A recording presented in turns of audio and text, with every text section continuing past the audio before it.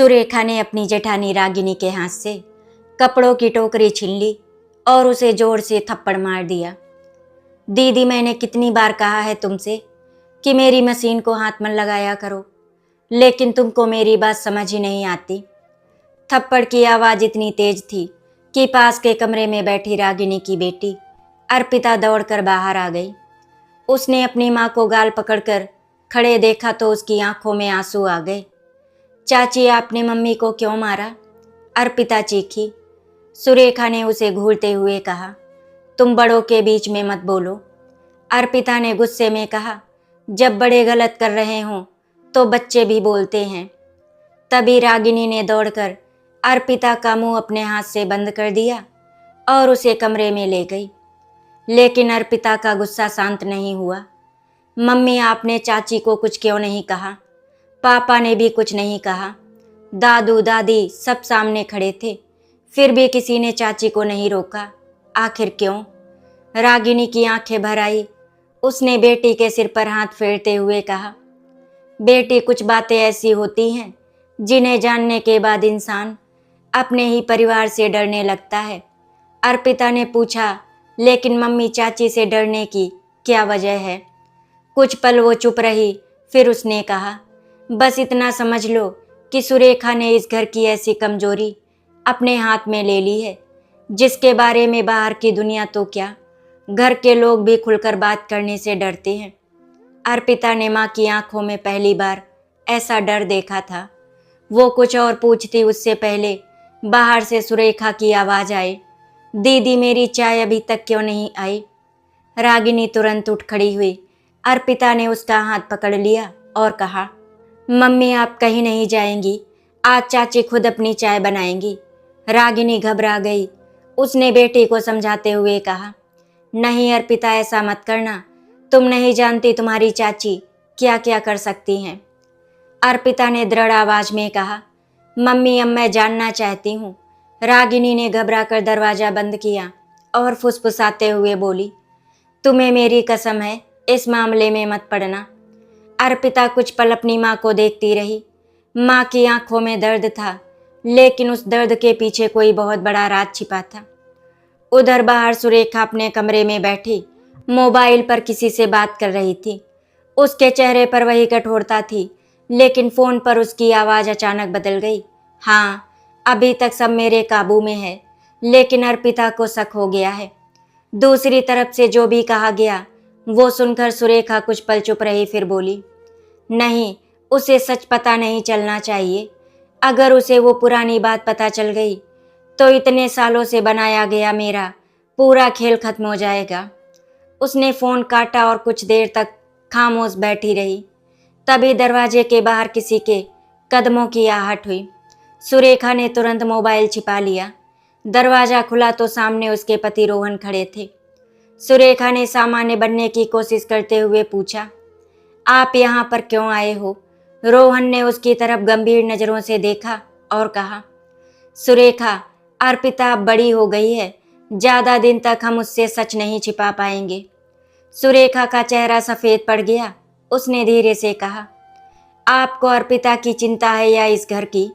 रोहन ने कोई जवाब नहीं दिया। सुरेखा ने उसकी आंखों में देखकर कहा, अगर मैंने मुंह खोल दिया तो सिर्फ मैं नहीं डूबूंगी रोहन, पूरा परिवार डूब जाएगा। रोहन तुरंत कमरे से बाहर निकल गया, लेकिन उसके जाते ही सुरेखा ने अलमारी खोली। अंदर कपड़ों के नीचे एक पुरानी लोहे की पेटी रखी थी। उसने पेटी बाहर निकाली, ताला खोला और उसमें रखी एक पुरानी फाइल को हाथ में लेकर कुछ देर तक देखती रही। फाइल के ऊपर एक तारीख लिखी थी, जिसे देख सुरेखा की उंगलियां कांपने लगी। उसने फाइल वापस रखी और पेटी बंद कर दी। उसे क्या पता था कि दरवाजे के बाहर खड़ी अर्पिता ने उसकी हर हरकत देख ली थी। अर्पिता चुपचाप अपने कमरे में लौट गई। उसके दिमाग में कई सवाल घूम रहे थे। उसे अब यकीन हो गया था कि उसकी माँ जिस राज की बात कर रही थी उसका संबंध उस पुरानी फाइल से जरूर था, लेकिन वो फाइल आखिर किसकी थी? उसमें क्या था? और सबसे बड़ा सवाल ये था कि सुरेखा के हाथ में परिवार का ऐसा कौन सा राज था?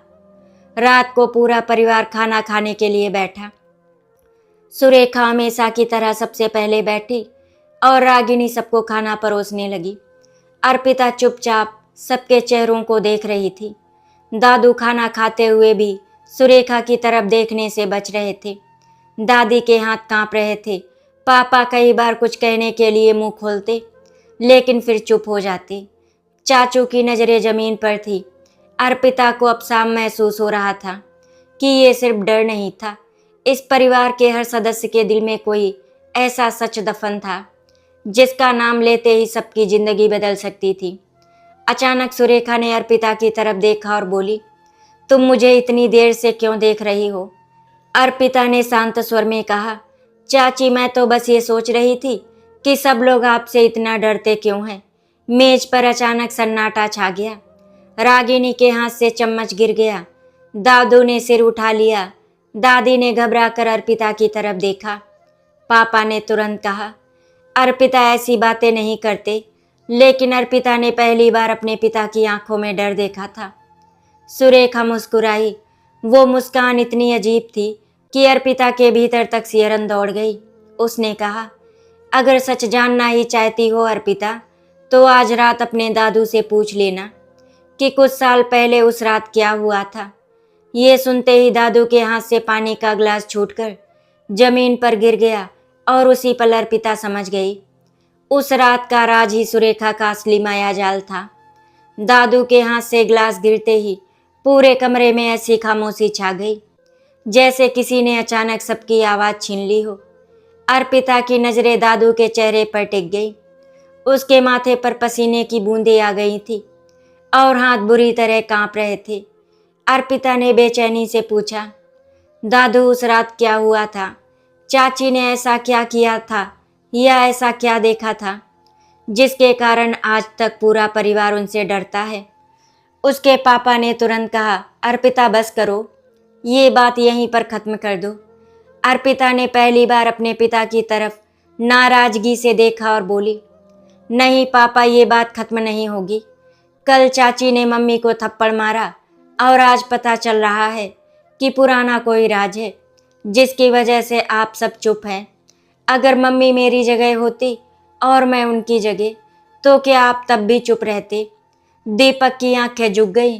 रागिनी ने बेटी को रोकने की कोशिश की, लेकिन अर्पिता की आंखों में अब डर नहीं, बल्कि अपनी माँ के लिए लड़ने का साहस था।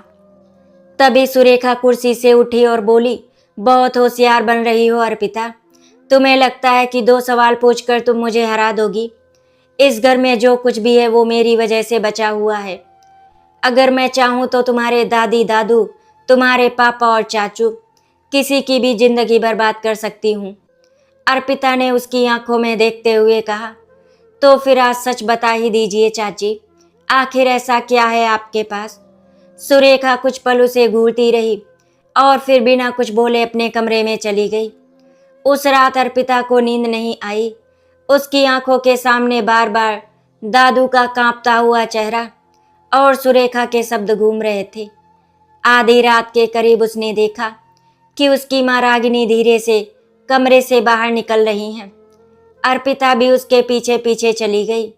रागिनी सीधे दादू के कमरे में पहुंची जहां दादी पहले से बैठी थी। अर्पिता दरवाजे के बाहर रुक गई। अंदर से दादी की रोती हुई आवाज़ सुनाई दी, रागिनी अब अर्पिता बड़ी हो गई है, कब तक उससे झूठ बोलेंगे? रागिनी ने कहा, माँ जी मैं भी थक चुकी हूँ। हर दिन सुरेखा की बातें सुनती हूँ, उसका अपमान सहती हूँ, लेकिन मैं नहीं चाहती कि मेरे कारण इस घर का कोई रिश्ता टूटे। उस रात हम सब डर गए थे। अगर उसी समय सच सामने आ जाता तो शायद आज सुरेखा हमारे सिर पर बैठकर राज नहीं करती। अर्पिता के दिल की धड़कन तेज हो गई। उसने दरवाजे की दरार से अंदर देखा। दादू के हाथ में एक पुराना कागज था। वो कागज देखकर दादी रो रही थी। तभी दादू ने कहा, वो कागज अभी भी सुरेखा के पास है और जब तक वो कागज उसके पास है हम कुछ नहीं कर सकते। अर्पिता ये सुनकर सन्न रह गई।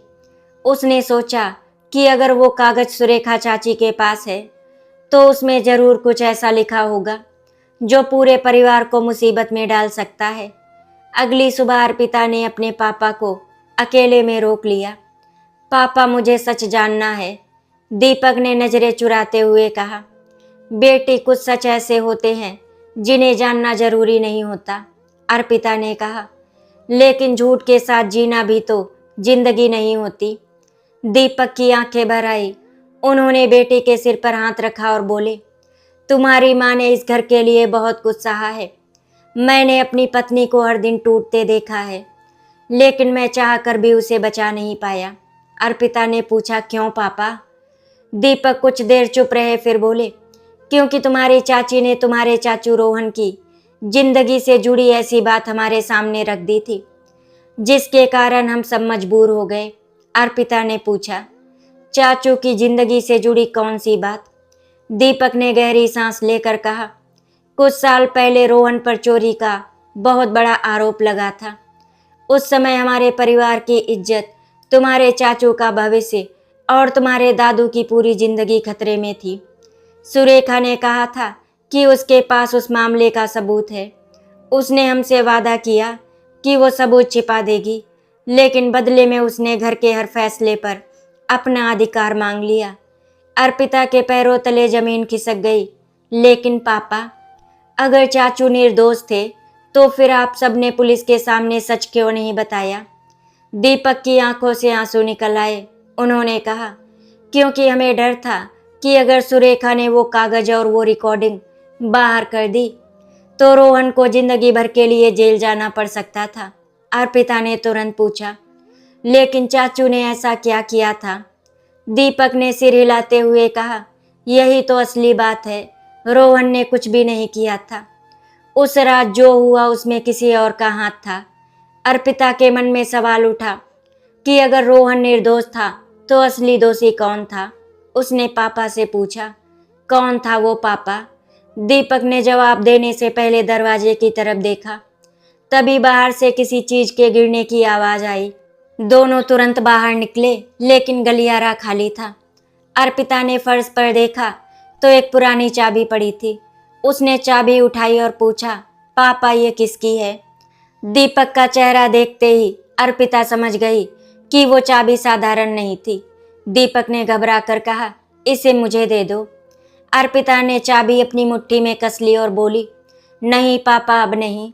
अगर ये उस राज से जुड़ी है तो मैं इसे जरूर जानूंगी। तभी पीछे से रोहन की आवाज आई, अर्पिता चाबी मुझे दे दो। अर्पिता ने पलटकर चाचू को देखा। उनकी आंखों में आंसू थे। उन्होंने कहा, अर्पिता, मैं तुम्हें सच बताना चाहता हूँ, लेकिन उससे पहले तुम्हें मेरी एक बात माननी होगी। जो कुछ भी तुम सुनोगी उसके बाद अपनी माँ से कभी ये मत कहना कि उन्होंने पहले तुम्हें क्यों नहीं बताया। अर्पिता ने धीरे से सिर हिला दिया। रोहन ने उसे घर के पीछे बने पुराने स्टोर रूम में ले जाकर दरवाजा बंद किया। कमरे में धूल और पुराने सामान के बीच एक लोहे की अलमारी रखी थी। रोहन ने अर्पिता के हाथ से अलमारी की चाबी ली और अलमारी खोल दी। अंदर पुराने कागज, कुछ तस्वीरें और एक छोटा सा रिकॉर्डर रखा था। अर्पिता ने हैरानी से पूछा, चाचू ये क्या है? रोहन ने कांपते हाथों से रिकॉर्डर उठाया और कहा, ये उस रात की रिकॉर्डिंग है। अर्पिता ने रिकॉर्डर चलाया। कुछ सेकंड तक शोर सुनाई दिया, फिर किसी आदमी की घबराई हुई आवाज आई, रोहन को मत फंसाना, वो निर्दोष है। इसके बाद किसी महिला की आवाज सुनाई दी, अगर तुमने ये बात किसी को बताई तो पूरा परिवार बर्बाद हो जाएगा। अर्पिता ने रिकॉर्डिंग रोक दी। उसने रोहन की तरफ देखा और पूछा, चाची ये महिला कौन है? रोहन ने आंखें बंद कर ली। सुरेखा, उन्होंने धीमे से कहा। अर्पिता के शरीर में सिहरन दौड़ गई। तो चाची ने ही ये सब किया था, रोहन ने कहा। नहीं, बात उससे भी ज्यादा गहरी है। सुरेखा ने उस रात कुछ ऐसा देखा था जिसके कारण वो खुद भी डर गई थी, लेकिन उसने उस डर को अपनी ताकत बना लिया। तभी स्टोर रूम के बाहर किसी के कदमों की आवाज आई। रोहन ने तुरंत रिकॉर्डर बंद किया और अर्पिता को पीछे कर दिया। दरवाजा धीरे धीरे खुला और सामने सुरेखा खड़ी थी। उसके चेहरे पर गुस्सा नहीं था, बल्कि एक अजीब सी शांति थी। उसने कहा, तो आखिर तुम दोनों ने वो अलमारी खोली ली? अर्पिता ने साहस जुटाकर पूछा, चाची सच क्या है? सुरेखा अंदर आई और दरवाजा बंद कर दिया। उसने कहा, तुम्हें लगता है कि मैं इस घर पर राज करना चाहती हूँ? नहीं अर्पिता, मैं इस घर को अपने हाथ में रखने के लिए मजबूर हुई थी। अर्पिता ने कहा। मजबूर? मम्मी को थप्पड़ मारना भी मजबूरी थी। नहीं, मैं डर गई थी। मुझे लगा कि अगर रागिनी ने वो बात तुमको बता दी तो सब खत्म हो जाएगा। अर्पिता कुछ समझ पाती उससे पहले सुरेखा ने अलमारी से एक पुरानी तस्वीर निकाली। तस्वीर में कुछ साल पहले का पूरा परिवार था। सभी एक साथ खड़े थे, लेकिन तस्वीर के पीछे लाल स्याही से कुछ लिखा था। अर्पिता ने तस्वीर पलटी तो उसके हाथ कांपने लगे। पीछे लिखा था, जिस दिन इस बच्चे का सच सामने आएगा उस दिन इस परिवार का हर रिश्ता टूट जाएगा। अर्पिता ने हैरानी से पूछा, कौन सा बच्चा? सुरेखा ने उसकी तरफ देखा और कहा, अर्पिता, वो बच्चा तुम हो। अर्पिता के हाथ से तस्वीर जमीन पर गिर गई। उसके चेहरे का रंग उड़ गया। मैं उसके मुंह से बस इतना निकला। रोहन ने आंखें झुका ली। सुरेखा की आंखों से आंसू बहने लगे। उसने कहा, हाँ अर्पिता, कुछ साल पहले जो हुआ था उसका सबसे बड़ा राज तुम्हारी जिंदगी से जुड़ा है, और तुम्हारी माँ रागिनी ने तुम्हें बचाने के लिए आज तक अपने ऊपर हर इल्जाम सहा है। उसी समय स्टोर रूम के बाहर रागिनी की कांपती हुई आवाज सुनाई दी, सुरेखा, मेरी बेटी को सच मत बताना। सुरेखा ने दरवाजा खोला। सामने रागिनी खड़ी थी और उसके पीछे दादू और दादी थे। रागिनी की आंखों से आंसू बह रहे थे। उसने अर्पिता को अपनी ओर खींच लिया और कहा, बेटी, अब जो सच तुम सुनोगी उसके बाद शायद तुम मुझसे भी नफरत करने लगो, लेकिन मैंने जो किया वो सिर्फ तुम्हारी जिंदगी बचाने के लिए किया था। अर्पिता ने माँ को कसकर पकड़ लिया और रोते हुए बोली, मम्मी, आखिर उस रात मेरे साथ ऐसा क्या हुआ था जिसकी कीमत आप आज तक चुका रही हैं? अर्पिता के इस सवाल ने रागिनी को अंदर तक तोड़ दिया। वो बेटी को सीने से लगाए बस रोती रही। दादू ने आंखें बंद कर ली और दादी के आंसू भी रुकने का नाम नहीं ले रहे थे। सुरेखा कुछ कदम पीछे खड़ी थी। उसके चेहरे पर पहली बार वो कठोरता नहीं थी जिसके कारण पूरा परिवार उससे डरता था। अर्पिता ने माँ के आंसू पोंछते हुए कहा, मम्मी, मुझे सच बताइए। मैं वादा करती हूँ कि सच कितना भी दर्दनाक क्यों ना हो, मैं आपसे नफरत नहीं करूँगी। रागिनी ने कांपती आवाज में कहा, बेटी, तुम्हें शायद कुछ भी याद नहीं होगा। उस समय तुम्हारे पापा और चाचू के बीच सब कुछ ठीक था, हमारा परिवार खुश था, लेकिन एक रात ऐसी घटना हुई जिसने सबकी जिंदगी बदल दी। उस रात घर की तिजोरी से दादू के जरूरी कागजात और कुछ पैसे गायब हो गए थे। घर में बाहर का कोई आदमी आया ही नहीं, इसीलिए शक घर के किसी सदस्य पर गया। उसी रात रोहन घर से बाहर गया था और सुबह जब वो वापस आया तो उसके पास वो बैग था जिसमें तिजोरी के कागजात मिले थे। पुलिस को बुलाने की बात होने लगी। रोहन ने लाख सफाई दी कि वो निर्दोष है, लेकिन किसी ने उसकी बात नहीं मानी। तभी सुरेखा ने कहा कि उसके पास उस रात की पूरी सच्चाई का सबूत है। अर्पिता ने सुरेखा की तरफ देखा। फिर आपने सबको ब्लैकमेल क्यों किया? सुरेखा की आंखों से आंसू बह निकले। उसने कहा, क्योंकि उस समय मैं भी डर गई थी। मुझे लगा था कि अगर रोहन जेल चला गया तो सब खत्म हो जाएगा, लेकिन उस रात मुझे एक ऐसा सच पता चला जिसे मैंने गलत तरीके से अपनी ताकत बना लिया। रोहन ने सिर झुका लिया। सुरेखा ने आगे कहा, उस रात रोहन ने तिजोरी से कुछ नहीं चुराया था, असली चोर कोई और था, लेकिन मेरे पास जो सबूत था उसमें उस व्यक्ति का चेहरा साफ नहीं था, सिर्फ उसकी आवाज़ और परछाई थी। मैं उस व्यक्ति को पहचानती थी, लेकिन मैंने उसका नाम कभी नहीं बताया। मैंने सोचा कि अगर मैंने सच बता दिया तो परिवार टूट जाएगा, इसीलिए मैंने सबको अपने इशारे पर चलाना शुरू कर दिया।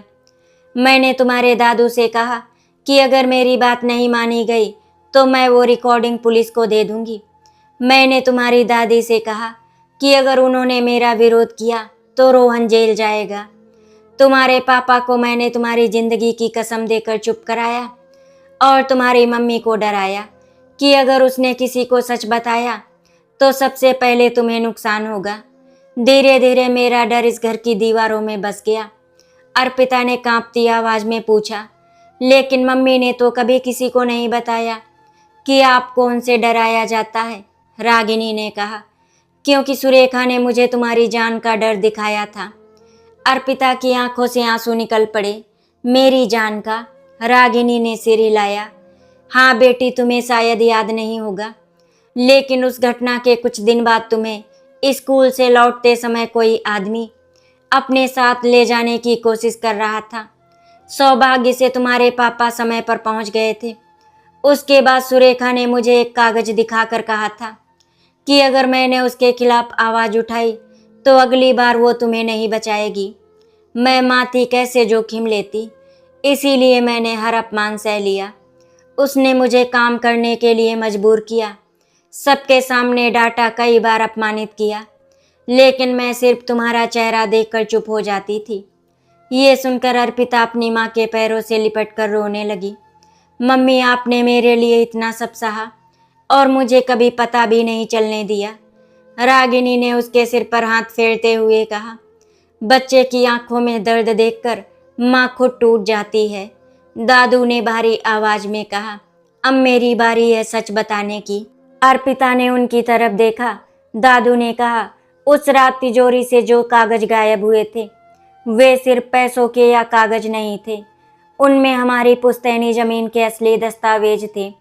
किसी ने नकली दस्तावेज बनाकर उस जमीन को बेचने की कोशिश की थी। अगर वो काम सफल हो जाता तो हमारा पूरा परिवार सड़क पर आ जाता। हमने सोचा था कि रोहन ने किसी के कहने पर यह किया है, लेकिन बाद में हमें पता चला कि रोहन को फंसाया गया था। अर्पिता ने पूछा, तो असली दोषी कौन था? कमरे में फिर खामोशी छा गई। सुरेखा ने आंखें बंद कर ली। रोहन ने धीरे से कहा, वो कोई बाहर का आदमी नहीं था। अर्पिता ने घबरा कर पूछा, तो कौन था? रोहन ने उसकी तरफ देखा लेकिन कुछ कह नहीं पाया। तभी दादी ने कांपती आवाज में कहा, जिसे हम अपना समझते हैं उसी ने हमारे घर को बेचने की कोशिश की थी। अर्पिता की नज़र एक एक करके सबके चेहरों पर घूमने लगी। तभी उसे अचानक एक बात याद आई।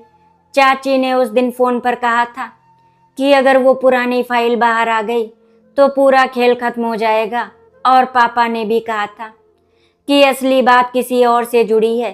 क्या वो व्यक्ति? उसकी बात पूरी होने से पहले सुरेखा ने कहा, हाँ, तुम सही दिशा में सोच रही हो। अर्पिता ने पूछा, कौन? सुरेखा ने सीधे दादू की तरफ देखा। दादू की आंखें झुक गईं। सुरेखा बोली, इस घर में सबसे बड़ा राज जिस इंसान के पास है वो मैं नहीं हूँ। अर्पिता ने हैरानी से पूछा, तो फिर कौन है? सुरेखा ने कहा, तुम्हारे अपने दादू। अर्पिता जैसे पत्थर की हो गई। दादू? दादू की आंखों से आंसू निकल आए। उन्होंने कांपती आवाज में कहा, मुझे माफ कर देना बिटिया। अर्पिता उनके पास गई और बोली, दादू आपने क्या किया था?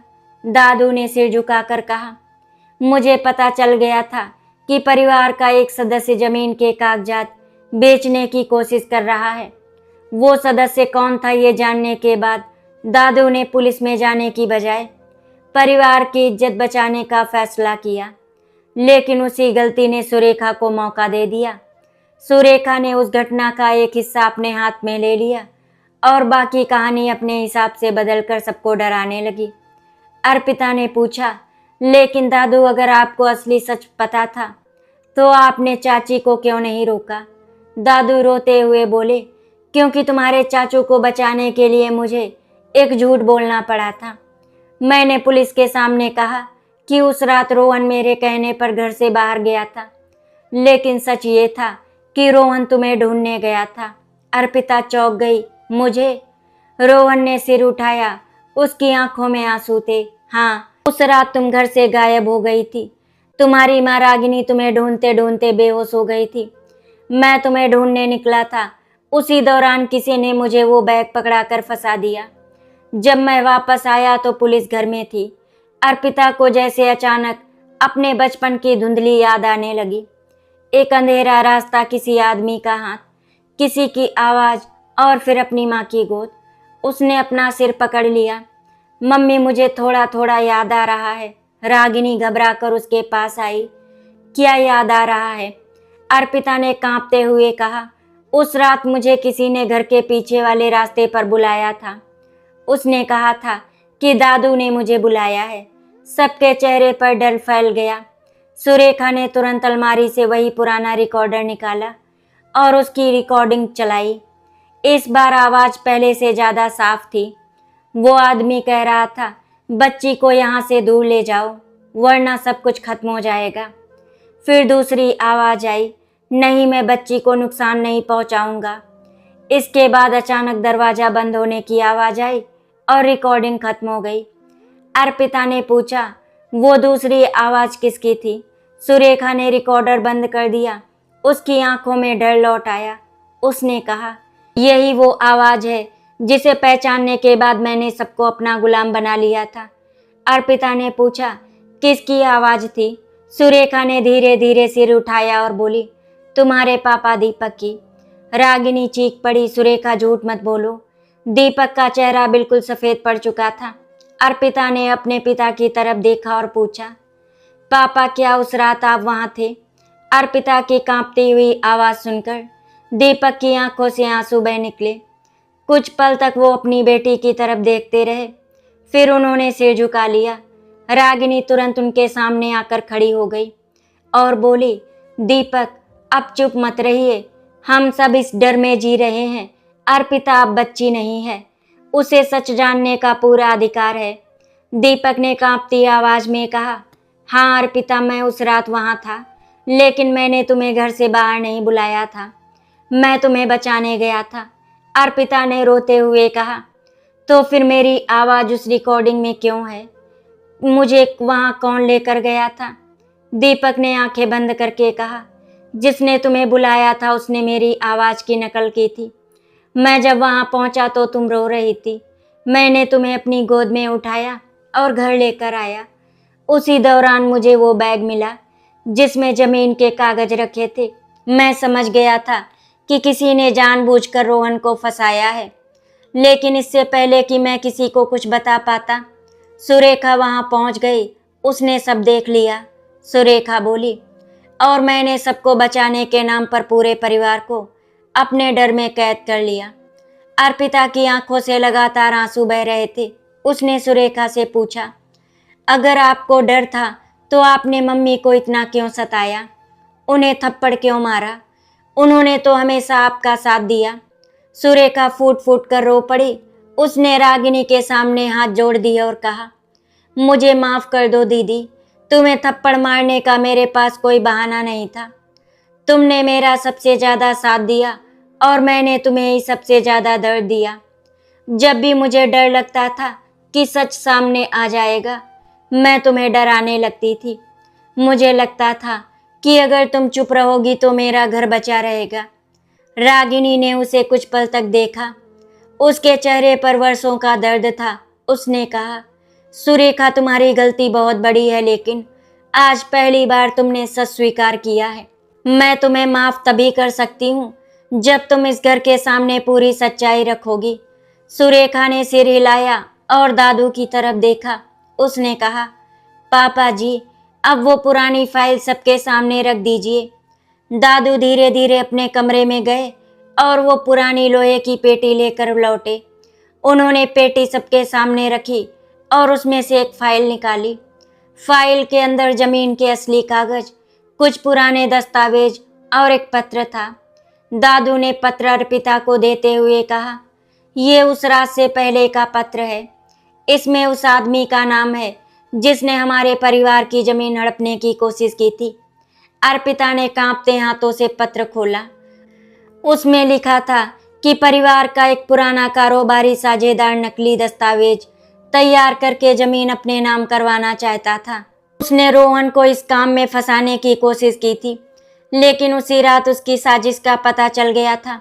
सुरेखा ने उस आदमी की बातचीत रिकॉर्ड कर ली थी, मगर पुलिस तक बात पहुंचाने के बजाय उसने उस रिकॉर्डिंग को अपने पास रख लिया और उसी को हथियार बनाकर परिवार पर अपना दबदबा बना लिया। दादू ने कहा, बेटी, असली दोषी वो आदमी था जो कई साल पहले शहर छोड़कर चला गया। उसके बाद हमें कभी उसका पता नहीं मिला। अर्पिता ने धीरे से सुरेखा की तरफ देखा तो आपका माया जाल यही था, ये रिकॉर्डिंग और ये फाइल। सुरेखा ने आंसू पोंछते हुए कहा। हाँ, लेकिन असली माया जाल फाइल नहीं थी अर्पिता। असली माया जाल सबका डर था। मैंने सबको ये विश्वास दिला दिया था कि अगर उन्होंने मेरी बात नहीं मानी तो परिवार बर्बाद हो जाएगा। और सबसे दुख की बात यह है कि सबने मेरी बात मान ली। किसी ने ये सोचने की हिम्मत ही नहीं की कि शायद सच का सामना करना डर से ज़्यादा आसान होगा। रोहन आगे बढ़ा और सुरेखा का हाथ पकड़ते हुए बोला, सुरेखा, मैं तुमसे नाराज था, लेकिन आज समझ आया कि तुमने डर में गलत फैसले लिए। तुम्हारी गलती ने पूरे परिवार को दर्द दिया। अब हमें डर के साथ नहीं, सच के साथ जीना होगा। सुरेखा रोते हुए रोहन के सीने से लग गई। उसने कहा, मुझे माफ़ कर दो। मैं चाहती थी कि सब मेरी बात माने। दादू ने भी हाथ जोड़कर कहा, रागिनी, मुझे माफ़ कर देना। इस घर का मुखिया होकर भी मैं अपनी बहू की रक्षा नहीं कर पाया। मैंने अपनी इज्जत बचाने के चक्कर में अपने ही परिवार की खुशियां खो दी। दीपक ने अपनी पत्नी और बेटी के सामने सिर झुका दिया। रागिनी, मैं पति होकर भी तुम्हें उस दर्द से नहीं बचा पाया।